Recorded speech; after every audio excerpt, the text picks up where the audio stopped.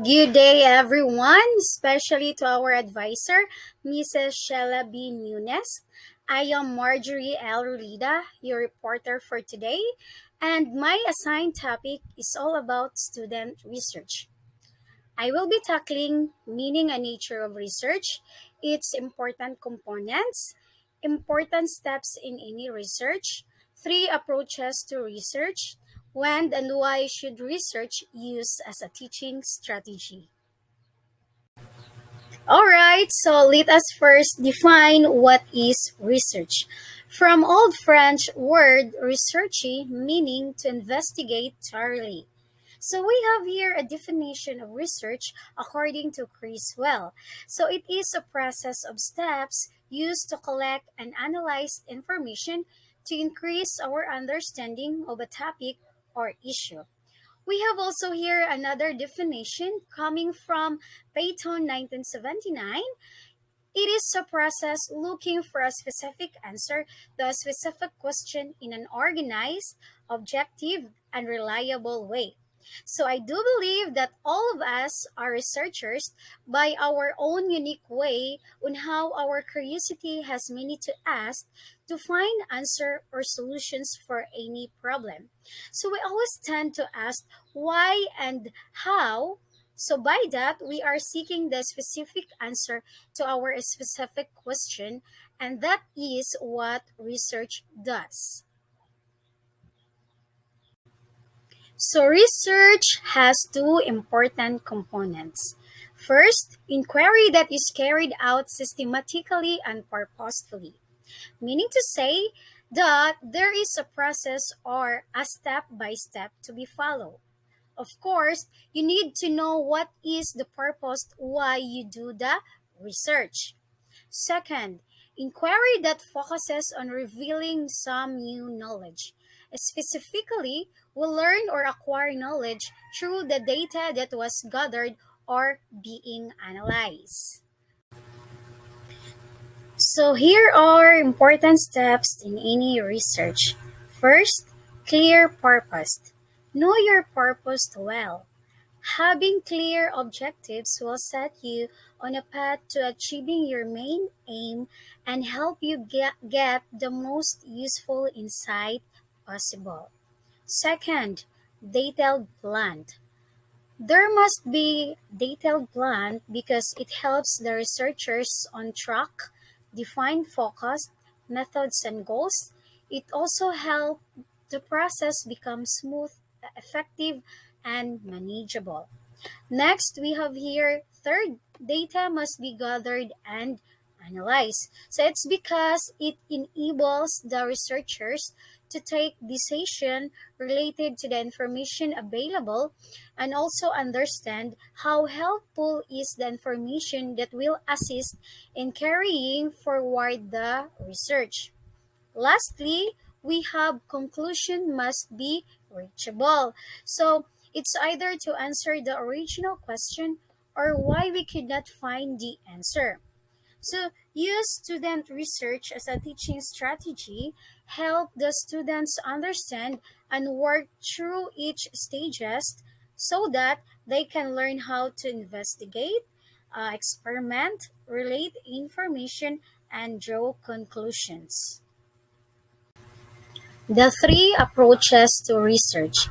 First, research based on finding, interpreting, and using information that has been produced by someone else.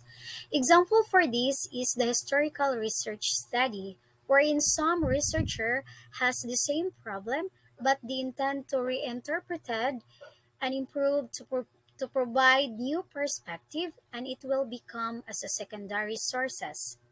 Second, research based on gathering, interpreting, and using information that did not exist before the research was conducted. So this could be illustrated by research involves interviews and draw conclusion out from it. Third, research based on some form of experimentation. It often called true experimentation, which uses scientific methods used to establish cause and effect relationship among variables that make up the study. Okay, next, we have here when and why should research be used as a teaching strategy. So here are the advantages why student research used as a teaching strategy.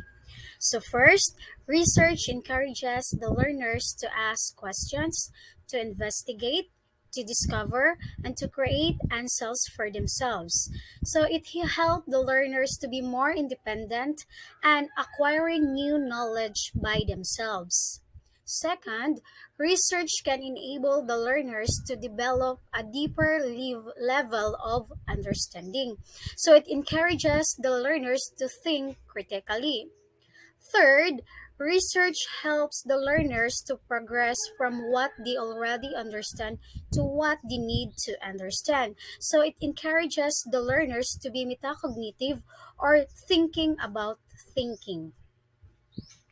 Next, we have here research can challenge, engage, and extend all the learners, not just more capable learners. So, in doing research, it is not only for capable learners, it's for everybody. So, it can challenge, engage us to different social and educational issues. Next, research can provide a meaningful context for the learners to use and develop their communication skills. So it encourages them to become interpersonals and enhance their communication skills. Another, research can help the learner develop their organizational and time management skills. So it can give a positive impact when you know how to manage your time well, and it improves our ability to get things done, make better decisions, especially in doing the research. Another, research can be fun and motivating way to learn, particularly for the gifted learners. So, fun has a positive effects of motivation level. So, therefore, the learners enjoy doing their research. Next, research can teach the learners on how to make use of the sources of information that are available in their local community. So, such as seeking of information through books, magazines, encyclopedia, databases, newspapers, library, catalog, and internet. Another, research provides the teacher with an opportunity to stand back and observe the learners to analyze the ways in which they interact with one another and to reflect on their learning style. So, this is the chance of the learners to share their thoughts and ideas to his or her classmates to come up a good decision and to create rapport relationship with one another. Lastly, research projects provide an ideal opportunity for you to help the learners develop their computing skills and their familiarity with modern technologies such as the internet. As we all know nowadays that we are now surrounded by modern technologies. So by the help of the technologies, learners can be able to develop their skills, different skills. All right, next we have here use student research if the learners have sufficiently high prior knowledge to guide their own learning. So it is important that you think your learners have enough prior knowledge to do their research. Next, the students are self motivated and can learn with minimal assistance. So if the learners are motivated, of course, the research they are doing will process smoothly and effectively. And of course, the teachers will just guide them. Okay, next, use student research if you want to encourage the students to take a deep approach to learning.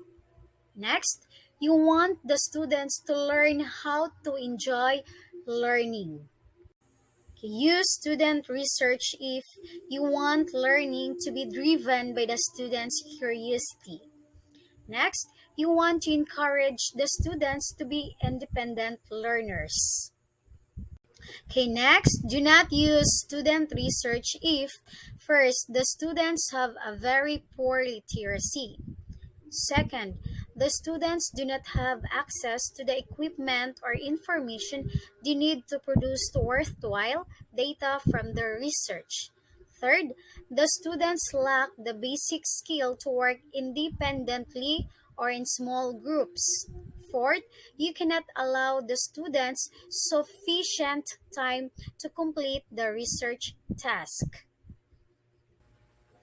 To end my report about student research as a teaching strategy, I have here a quote from Court Lewin: "No research without action, no action without research."